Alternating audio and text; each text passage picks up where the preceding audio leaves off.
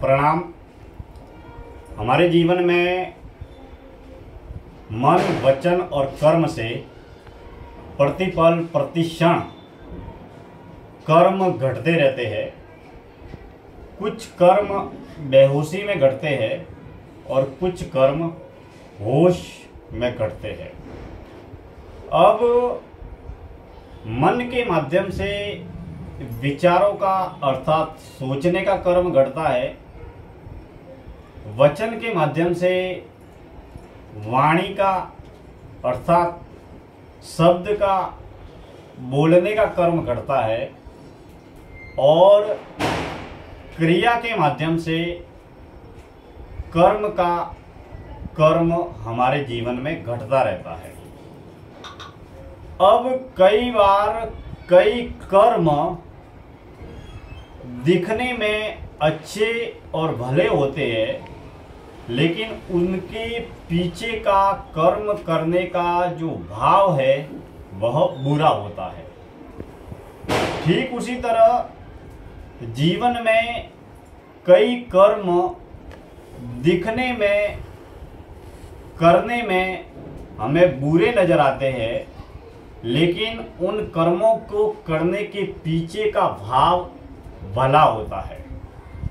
अब सुबह जब आंख खुलती है तब से लेकर शाम को आंख बंद होती है तब तक जागृत अवस्था में हम ज्ञात अज्ञात कई तरीके के कर्म करते रहते हैं। जन्म से लेकर आज तक अब तक हमने कई तरीके के कर्म घटित किए हैं।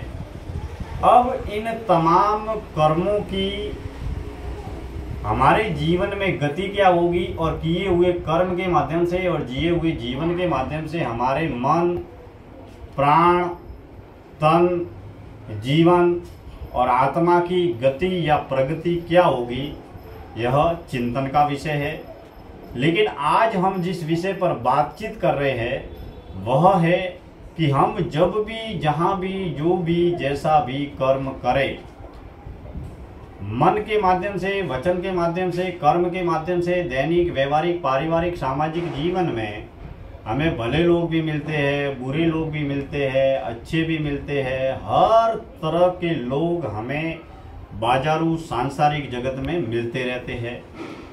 लेकिन बाहर जो भी, जैसा भी हम कर्म करें, जब भी हम बोले, जब भी हम सोचे, जब भी हम कर्म करें, जब भी हम किसी से मिले, तो हमारे भीतर राग, द्वेष, ईर्ष्या, जलन, नफरत, अहंकार या कुकर्मों का भाव न होकर सेवा, दया, करुणा, त्याग, तपस्या, परहित, परोपकार, जन कल्याण, आत्म कल्याण का भाव हमारे भीतर में होना चाहिए।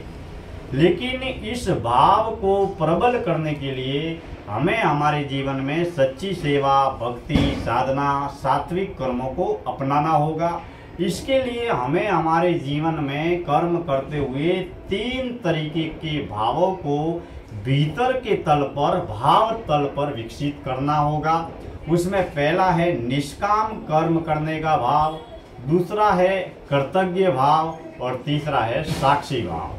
निष्काम भाव, कर्तव्य भाव और साक्षी भाव के माध्यम से जब भी हम कर्म करेंगे तो हम हमारे जीवन में सफल भी होंगे, सुखी भी होंगे और वास्तविक और असली सच्चा सुख और सच्ची सफलता हम हमारे जीवन में प्राप्त करेंगे।